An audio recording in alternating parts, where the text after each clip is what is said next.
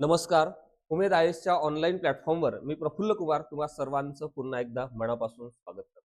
आज आपण महाराष्ट्र सरकारची जी महाराष्ट्र परिषदेच्या माध्यमातून शिक्षण परिषदेच्या माध्यमातून अलीकडेच पार पडली आणि नुकताच त्याचा निकाल सुद्धा लागला आणि त्या निकालानंतर ज्यांना त्या परीक्षेमध्ये यश मिळवता आलं नाही अशांची फार मोठी डिमांड आपल्याकडून होऊ लागलेली होती. तर या सगळ्या संदर्भानं आपल्याला मार्गदर्शन हवं आहे आणि आम्हाला जी नेक्स्ट परीक्षा आहे ती परीक्षा टार्गेटने पास करायची आहे. आम्ही काही अंशी त्या ठिकाणी कमी पडलो आणि ज्यांना असं वाटते की येणारी होऊ घातलेली जी परीक्षा आहे नेक्स्ट परीक्षा ती परीक्षा पास करायची आहे त्यांच्यासाठी हा संपूर्ण उपक्रम आपल्या या प्लॅटफॉर्मवर या बॅचच्या माध्यमातून सुरू होतोय ही बाब या ठिकाणी लक्षात. आजच्या ह्या पहिल्या सत्रामध्ये आपण अगदी बेसिक पासून जाणार आहोत आणि पहिल्यांदा आपण पेपर 1 आणि पेपर 2 चा जो सिलेबस आहे आणि त्याचं जे स्ट्रक्चर आहे तो संपूर्ण भाग व्यवस्थितपणे समजून घेणार आहोत. तरी हा पार्ट तुमच्यापैकी काही लोकांना माहीत असेल तरी माझं प्रथमतः कर्तव्य हे आहे की अगदी सुरुवातीपासून हे पेपरच्या योजनेपासून परीक्षा योजनेपासून पेपरच्या स्ट्रक्चर पासून सिलेबसच्या पॉइंट पासून त्याच्या मार्क्स डिस्ट्रीब्युशन पासून ते अपेक्स लेवलच्या प्रश्नापर्यंत म्हणजे हार्ड कॅटेगरीच्या प्रश्नापर्यंत सगळ्या अँगलनं तुमची व्यवस्थित अशा पद्धतीने तयारी करून घेणे हे आपल्या ह्या प्रोग्रामचा खऱ्या अर्थानं उद्देश आहे ही बाब या ठिकाणी लक्षात. आपल्या या उमेद आयएसच्या प्लॅटफॉर्मवर विविध परीक्षेच्या अँगलनं आपण व्यवस्थित अशा पद्धतीची तयारी करून घेतो आणि तिथे प्रचंड अशा पद्धतीचा रिस्पॉन्स सुद्धा आपल्या वेगवेगळ्या प्रोग्रामला विद्यार्थी मित्रांचा आहे आणि तुमच्या सुद्धा भावी गुरुजनांचा आणि जे आता गुरुस्थानी आहात अशांचा सुद्धा रिस्पॉन्स इथेही नक्कीच असेल असा मला विश्वास वाटतो. आता पहिल्यांदा आपण थोड्याशा काही आकडेवारींवर चर्चा करूया. आता ह्या परीक्षेच्या बाबतीमध्ये आपण जर पाहिलं तर 23 नोव्हेंबरला ही परीक्षा पार पडली. 23 नोव्हेंबर 2025 ला ही परीक्षा पार पडली आणि नुकतंच म्हणजे जानेवारीमध्ये मलाही माहिती असेल की 4 लाखाच्या वर म्हणजे मी तर म्हणेल तुम्हाला 4.40 म्हणजे 4,40,000च्या वर आपल्या सगळ्या हवी गुरुजनांनी किंवा जे सध्या गुरुस्थानी आहे अशा सगळ्या मंडळींनी परीक्षा दिली कारण त्यांना ही परीक्षा पास करणं कंपल्सरी केलेलं आहे.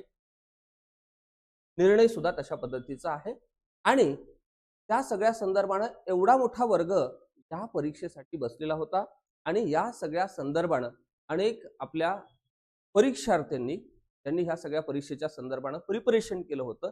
त्यातला बराचसा मोठा वर्ग कुठेतरी ही परीक्षा त्या फ्रेममध्ये पास करण्यामध्ये कुठेतरी कमी पडला आणि कमी पडल्यानंतर विचारणा सुरू झालेली होती की सर आपल्याकडे या सगळ्या संदर्भानं मार्गदर्शन आहे का. मागच्या वेळेस सुद्धा आपण काही मुलांची डिमांड होती, आपण बॅच घेतलेली होती, तिथे सुद्धा बऱ्याचशा विद्यार्थी मित्रांचा फार चांगला स्कोर आला आणि ती मंडळी पास सुद्धा झाली आणि त्याच धर्तीवर पुन्हा एकदा नव्यानं आपली बॅच सुरू होत आहे. ज्यांना नेक्स्ट इयरची ही परीक्षा पास करायची आहे त्यांच्यासाठी खूप चांगली अशा पद्धतीची सुवर्ण संधी आहे. आता यातली आकडेवारी जर आपण पाहिली तर साधारण 50,000च्या आसपास हे परीक्षार्थी पास झाले. हे सगळे ही परीक्षा पास करू शकले विदिन टाइम मध्ये. आणि उर्वरित लोकांचं काय? उर्वरित लोकांना पुन्हा एकदा ह्या परीक्षेला बसावं लागतं आणि ही परीक्षा व्यवस्थित अभ्यास करून पासच करावी लागते अशा पद्धतीचं बंधन शासनाकडून आहे. मग पुन्हा एकदा नव्याने तयारी करत असताना झालेल्या चुकांच्या संदर्भामध्ये आपण किती पर्सेंट त्या ठिकाणी इम्प्रूव्ह करतो किंवा त्यावर काम करतो, कुठला विषय आपल्याला व्यवस्थितरित्या जमतो किंवा कुठल्या विषयावर आपली पकड आहे, कुठल्या विषयाच्या संदर्भामध्ये आपलं नॉलेज कमी आहे, कंटेंट कमी आहे, पुस्तकाचं वाचन कमी आहे किंवा आपण ज्याला स्पीड म्हणतो की त्या वेळेमध्ये आपल्याला तो पेपर व्यवस्थितपणे डील करता येत नाही, अशा सगळ्यांसाठी ही सुवर्ण संधी आहे. पुन्हा एकदा मी तुम्हाला या ठिकाणी सांगतो आहे ही बाब या ठिकाणी. आता त्या सगळ्या संदर्भानं ह्या पहिल्या भागामध्ये आपण दोनही पेपरच्या संदर्भामध्ये म्हणजे पेपर 1 आणि पेपर 2 च्या संदर्भामध्ये इथे आपण विचार करणार आहोत. याची परीक्षा योजना समजून घेणार आहोत, परीक्षेचं स्ट्रक्चर समजून घेणार आहोत, विषयांच्या संदर्भामध्ये जी काही गुणांची विभागणी आहे आणि वेळेची सुद्धा विभागणी आपल्याला करून दिली आहे पेपर 1 साठी आणि पेपर 2 साठी. तो दोनही पार्ट व्यवस्थितपणे आपण समजून घेणार आहोत ही बाब या ठिकाणी लक्षात. इतर ज्या परीक्षा आपण स्पर्धात्मक परीक्षा पाहतो त्या परीक्षेच्या तुलनेने कितीतरी ही परीक्षा सोपी आहे. ही परीक्षा मुळीच कठीण नाही.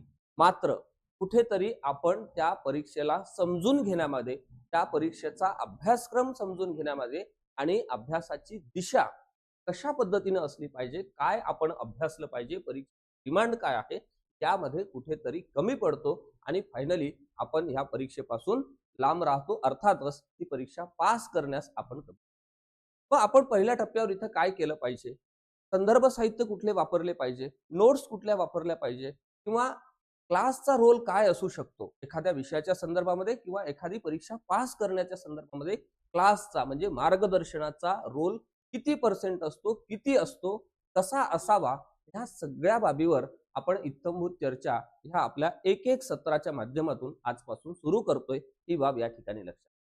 आता ही जी काही परीक्षा आहे ही परीक्षा ऑफलाईन होते, आपल्या सर्वांना माहिती आहे, आणि सोबतच महाराष्ट्र राज्य परीक्षा परिषदेकडून ही परीक्षा कंडक्ट केली जाते.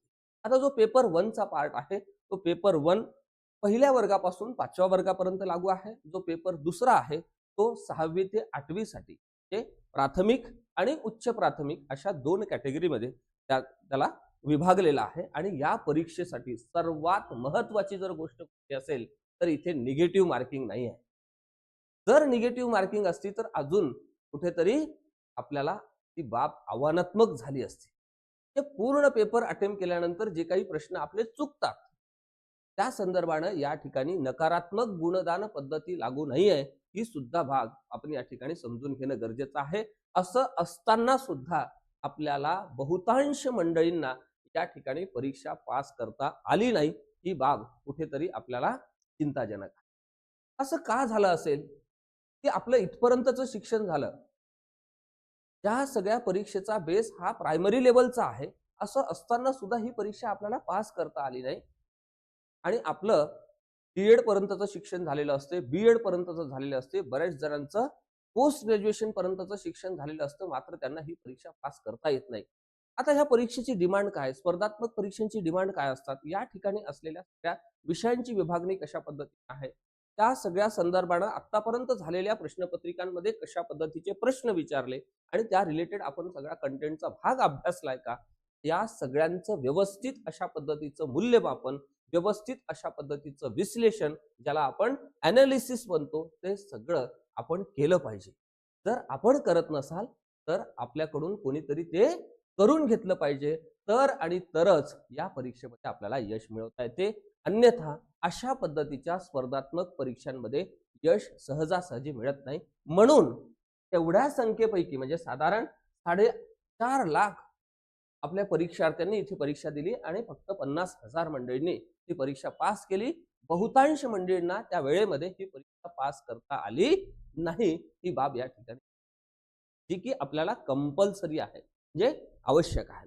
आता पहिल्या स्टेपमध्ये आपण ह्या दोनही पेपरचं जे काही स्ट्रक्चर आहे, विषयांची विभागणी आहे, गुणांची विभागणी आहे, वेळेच्या संदर्भामध्ये जी काही मर्यादा आपल्याला दिली आहे, तो संपूर्ण भाग व्यवस्थितरित्या आपण समजून घेऊ. नंबर 1 इथे तुम्हाला दिसतोय पेपर 1 महा टीईटी पेपर 1 एक्झाम पॅटर्न 2024 साठी. आता आपल्याला नेक्स्ट परीक्षा आपल्याला 100% पास करायची आहे. तर इथून आपण स्टेप बाय स्टेप हा सगळा part continue. Type of question, हे जे काही आपल्याला प्रश्न विचारले जाणार आहे हे सर्व प्रश्न एमसीक्यू बेसचे असेल, म्हणजे एक प्रश्न विचारला जाणार आहे आणि त्याला 4 पर्याय असतील. उपपर्याय शक्यतो टाळले जातात, म्हणजे फार लेंदी प्रश्न किंवा लांब लचक अशा पद्धतीचे प्रश्नांची संख्या ही या ठिकाणी कमी असते, ही बाब लक्षात घ्या. त्यानंतर टोटल क्वेश्चन आहे 150, जे 150 प्रश्न आपल्याला त्या ठिकाणी प्रश्नपत्रिकेमध्ये असणार आहे आणि प्रत्येक प्रश्नाला 1 मार्क दिलेला आहे. त्यावेळेस एखाद्या प्रश्नाला 1 गुण दिलेला असतो, त्यावेळेस त्याची हार्डनेस कमी असते. त्याच प्रश्नपत्रिकेमध्ये समजा एका प्रश्नाला 2 गुण दिले असेल तर प्रश्नांची हार्डनेस वाढते, म्हणजे काठिण्य पातळी ही वाढते, ही बाब या ठिकाणी लक्षात घ्या. तुम्ही जेवढ्या काही स्पर्धात्मक परीक्षा पाहिलेल्या असतील, जर एका प्रश्नाला 2 गुण दिलेले असेल तर थोडासा हार्डनेस आपल्याला वाढलेला दिसते. मात्र इथे प्रश्नपत्रिकेचा दर्जा हा इतकाही हार्ड नसतो जर आपण व्यवस्थित अभ्यास केला आणि एखाद दुसऱ्या विषयाच्या संदर्भामध्ये आपल्याला मार्गदर्शन लागलं तर ते मार्गदर्शन जर आपण घेतलं तर त्या वेळेमध्ये आपल्याला ती परीक्षा पास करता येते, ही बाब या ठिकाणी लक्षात घ्या. त्यानंतर बघा, टाइम ड्युरेशन आहे 2 तास 30 मिनिट. हे साधारण 2.5 तासामध्ये आपल्याला 150 प्रश्नांना डील करायचं आहे. मात्र ह्या 150 प्रश्नांना डील करत असताना जर एखाद दुसरा प्रश्न चुकला, 5 प्रश्न चुकले, 10 प्रश्न चुकले असतील तर ह्या चुकलेल्या प्रश्नांच्या बाबतीमध्ये निगेटिव्ह मार्किंग नाही आहे, ही बाब सुद्धा या ठिकाणी लक्षात. असं असताना सुद्धा ही परीक्षा पास करणं आपल्याला आव्हानात्मक बनतं. याचं कारण असं की या परीक्षेसाठी लागणाऱ्या डिमांड्स आपण पूर्ण त्या वेळेमध्ये करत नाही, ही बाब सगळ्यात महत्त्वाची. आणि आपण आपल्या बॅचच्या माध्यमातून लास्ट टाइम मध्ये सुद्धा हेच केलेलं होतं की प्रत्येकाकडून त्या वेळेमध्ये ह्या सगळ्या बाबी व्यवस्थितरित्या पूर्ण करून घेतल्या आणि त्यांचा निकाल पाहण्याची आवश्यकता नव्हती. का? कारण टेस्ट सिरीज मध्ये तितके मार्क येत होते आणि त्यांना एक कॉन्फिडन्स आलेला होता की सर या वर्षीची परीक्षा आम्ही 100% पास होऊ, हे विद्यार्थीगण आपल्याला सांगत होते. आणि एखाद्या शिक्षकाला ह्या पद्धतीनं एखादी परीक्षा फेल झाल्यानंतर विद्यार्थ्याला करमत नाही, तर त्या विद्यार्थ्यांच्या यशासाठी काम करणाऱ्या शिक्षकाला सुद्धा त्या दिवशी त्याची झोप लागत नाही, ही बाब या ठिकाणी लक्षात. तुमच्यापैकी बहुतांश लोकांना ही बाब माहिती असेल. म्हणजे प्रत्येकाला असं वाटतं की माझा विद्यार्थी हा कुठेतरी रँक होल्डर झाला पाहिजे, तो पास झाला पाहिजे, त्याला चांगले मार्क्स मिळाले पाहिजे, हे प्रत्येक शिक्षकाला या ठिकाणी वाटत असते, ही बाब लक्षात. आणि काही जणांचे निकाल दुर्दैवानं गेले सुद्धा. बहुतांश लोकांचे निकाल आले आणि काही लोकांना ती परीक्षा पास करता आली. तर त्यांच्या बाबतीतल्या प्रतिक्रिया आपण ज्यावेळेस पाहिल्या की सर तुम्ही खूप जास्त खटपट केलेली आहे, तुम्ही फार प्रयत्न केला, मात्र आम्हाला त्या ठिकाणी कुठेतरी यश मिळवता आलं नाही, आम्ही कमी पडलो, मात्र नेक्स्ट टाइम आम्हाला ही परीक्षा पासच करायची आहे. पुन्हा एकदा तुमचं मार्गदर्शन आम्हाला हवंय आणि तुमच्या मार्गदर्शनाची निश्चितपणे गरज आहे, असं त्यांचा ज्यावेळेस रिप्लाय होता. आणि आपण शब्दही त्यांना दिलेला आहे, तुम्हालाही शब्द देतो या बॅचच्या माध्यमातून. जेवढे काही मंडळी या ठिकाणी आपल्या बॅचच्या माध्यमातून जुळणार आहे ते सर्व मंडळी परीक्षा पास करणार आहे. त्यासाठी लागणाऱ्या सर्व बाबी आपण आपल्या बॅचच्या माध्यमातून कव्हर करून घेतोय. हे अगेन मी तुम्हाला रिपीट करून सांगतो. बघा, टॉपिक आहे child development and pedagogy, language 1, language 2, mathematics, environmental studies. म्हणजेच बालमानसशास्त्र आणि अध्यापनशास्त्र, भाषा 1, भाषा 2, गणित आणि परिसर अभ्यास. एन्व्हायरमेंटल स्टडीज म्हणजे त्याला आपण मराठीमध्ये परिसर अभ्यास म्हणतो. ही बाब या ठिकाणी लक्षात घ्या. बघा, आपण मार्क्स बघू. बालमानसशास्त्र आणि अध्यापनशास्त्राच्या बाबतीमध्ये जर आपण पाहिलं तर 30 गुण आहे आणि इथे प्रश्न सुद्धा किती असणार आहे? 30च असणार आहे, ही बाब या ठिकाणी लक्षात. जेवढे गुण आहेत तेवढेच प्रश्न, जेवढे प्रश्न आहेत तेवढेच गुण त्या ठिकाणी आहे. त्यानंतर भाषा 1 च्या बाबतीमध्ये 30 प्रश्न 30 गुण, भाषा 2 च्या बाबतीमध्ये 30 प्रश्न 30 गुण आणि मॅथमॅटिक्स म्हणजे अंकगणिताच्या बाबतीमध्ये 30 प्रश्न 30 गुण आणि परिसर अभ्यासाच्या बाबतीमध्ये 30 प्रश्न 30 गुण. अशी एकूण गोळाबेरीज जर आपण केली तर या ठिकाणी 150 प्रश्न 150 गुणांसाठी आहे आणि यासाठी दिलेला वेळ आहे 2 तास 30 मिनिट, म्हणजे 2.5 तास वेळ दिलेला आहे, ही बाब या ठिकाणी. या सगळ्या विषयांना व्यवस्थितरित्या जर आपण न्याय देत असाल तर मला असं वाटते की ही परीक्षा पास करणं आपल्यासाठी अवघड नाही. अगेन रिपीट करतो, ही परीक्षा परीक्षेसारखी परीक्षा आहे, ही परीक्षा मुळीच अवघड नाही.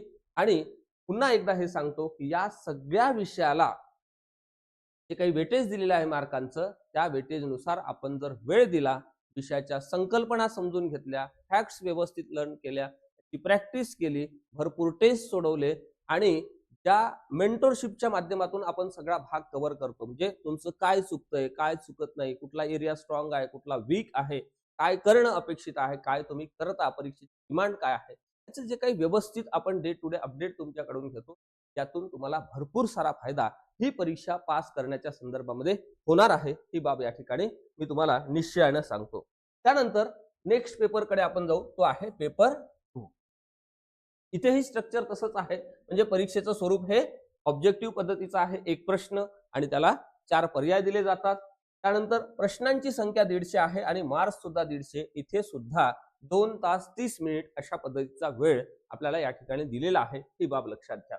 आता टॉपिकच्या बाबतीत आपण जर पाहिलं तर child development and pedagogy, language 1, language 2, mathematics and science or social science. इथे आपल्याला सब्जेक्ट ऑर दिलेला आहे, कुठलाही एक आपल्याला निवडता येतो, ही बाब या ठिकाणी लक्षात.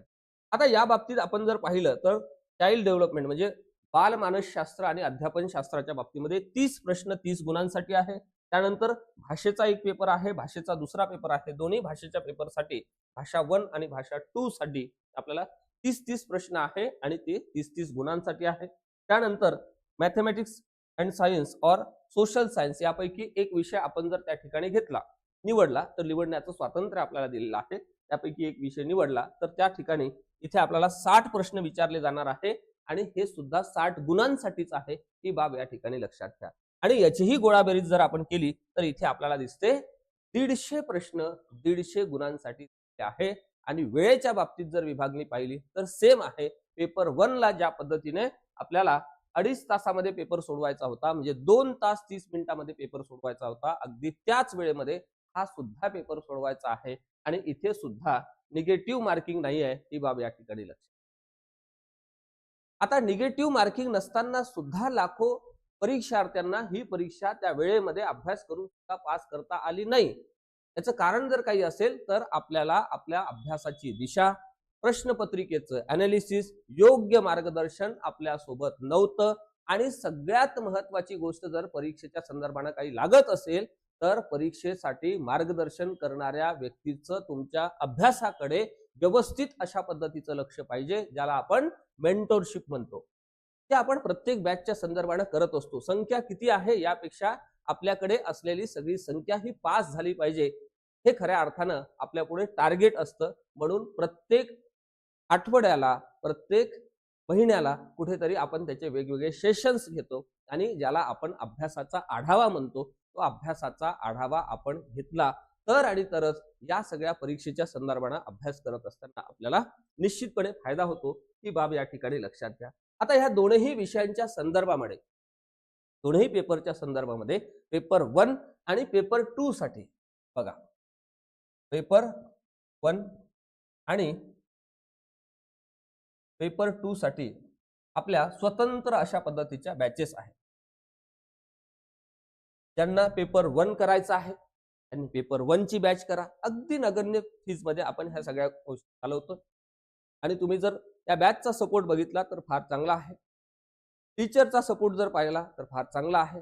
विषयाच्या संदर्भामध्ये शिकवणाऱ्या लोकांचा एक्सपिरियन्स मोठा आहे, कन्सेप्च्युअल क्लॅरिटी आहे, फॅक्ट्सवर कमांड आहे आणि परीक्षेमध्ये आपल्या सगळ्या वाचलेल्या कंटेंट मधून काय येतं किंवा काय येत नाही त्याचं सुद्धा विश्लेषण टॉपचं आहे. म्हणून मग आपल्याला ह्या सगळ्या बॅचच्या संदर्भाने सकारात्मक विचार करणं निश्चितपणे पुढच्या परीक्षेला पास करण्याच्या संदर्भाने अत्यंत उपयोगी असणार आहे, ही बाब या ठिकाणी लक्षात. आणि तुमच्या परीक्षेपर्यंतचं सपोर्ट, एक्झाम ओरिएंटेशन या सगळ्या संदर्भाने इथे मिळणार आहे या दोनही बॅच मध्ये, ही बाब या ठिकाणी लक्षात. ज्यांना असं वाटते की आपण पेपर 1 सुद्धा देणार आहोत, पेपर 2 सुद्धा देणार आहोत, त्यांनी एकत्रित अशा पद्धतीची आपली कॉम्बो बॅच आहे, ती बॅच तुम्ही घेऊ शकता. किंवा ज्यांना वाटते सर पेपर 2च मला द्यायचा आहे, पेपर 1च द्यायचा आहे, तर त्यांनी स्वतंत्र अशा पद्धतीच्या बॅचेस सुद्धा घेऊ शकता, ज्या महाराष्ट्रामध्ये एकदम नगण्य अशा पद्धतीच्या फीज मध्ये आपण तुम्हाला त्या ठिकाणी अवेलेबल करून दिलेला आहे. उद्देश पुन्हा एकच आहे की जो वर्ग आपल्याकडे जुळतो आहे या बॅचच्या माध्यमातून, त्या वर्गाला त्या परीक्षेच्या संदर्भाने असलेली संपूर्ण व्यवस्थित तयारी करून घेणे आणि सगळ्यात महत्वाची गोष्ट जर काही असेल तर परीक्षेपर्यंतचा सपोर्ट देऊन परीक्षा उत्तीर्ण करण्यासाठी पूर्ण ताकदीने, पूर्ण क्षमतेने त्याच्यासोबत त्या ठिकाणी उभं राहणे आणि त्याला ती परीक्षा पास करून देणे, हेच आपलं या बॅचच्या माध्यमातून टार्गेट आहे, ही बाब या ठिकाणी. ज्यांना ज्यांना असं वाटते की आम्ही अगोदर परीक्षा दिली मात्र आम्हाला यश मिळवता आलं नाही, त्यांनी निश्चितपणे 100% सकारात्मक या बॅचच्या संदर्भाने विचार करा. आणि ज्यांना असं वाटते की अगोदर आम्ही परीक्षा दिलीच नाही मात्र जी कुठली परीक्षा आता नेक्स्ट आम्ही देणार आहोत त्याच परीक्षेमध्ये आम्हाला ही परीक्षा पास करायची आहे, त्यांनी सुद्धा कुठलाही वेळ न दवडता आपल्या ह्या प्रोग्रामचा एक पार्ट व्हा आणि निश्चितपणे येणारी परीक्षा पास करा. आजच्या या भागामध्ये आपण इथेच थांबण्याचा प्रयत्न करू आणि ह्या थांबण्यापूर्वी अगेन मी तुम्हाला सांगतो की ह्या सगळ्या संदर्भानं आपल्या PDF ज्या काही आहे सिलेबसच्या आणि डिकोडिंगचं हे जे काही PDF आहे तुम्हाला आपल्या टेलिग्राम चॅनलवर मिळतील आणि याची जी लिंक आहे ॲप्लिकेशनची आपल्या ह्या यूट्यूब चॅनलच्या डिस्क्रिप्शन बॉक्समध्ये आपल्या ॲप्लिकेशनची लिंक आहे. त्या लिंकच्या माध्यमातून तुम्ही आपलं ॲप्लिकेशन डाउनलोड करू शकता आणि आपली जी बॅच आहे त्या ॲप्लिकेशनवरून तुम्हाला परचेस करता येते. आणि महाराष्ट्रामध्ये तुम्ही कुठेही असा, वर्किंग असा किंवा नॉन वर्किंग असा, पूर्ण वेळ अभ्यास करत असा किंवा पार्ट टाइम अभ्यास करत असा, तिथे तुम्हाला हा संपूर्ण प्रोग्राम रन करता येतो, म्हणजे त्या सगळ्या व्हिडिओचा लाभ घेता येतो.